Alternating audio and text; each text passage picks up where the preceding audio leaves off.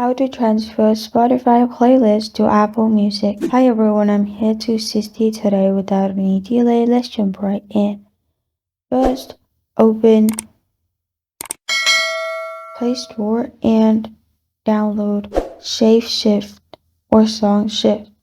After you've downloaded, open the app, log into your account and click on Transfer at the bottom.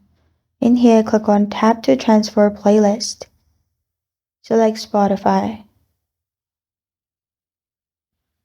Make sure your Spotify is connected. Now, click on the playlist you want to transfer.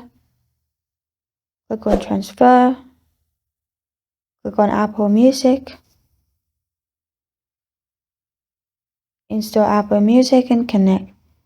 After you click on Install and Connect, the playlist will be transferred from Spotify to Apple Music. And in this way, you can transfer. This is how to transfer a Spotify playlist to Apple Music. Thank you for joining me today. If this video helps you out, please leave a like and subscribe for more. Got a question or want to suggest a topic? Comment below. Thank you for watching.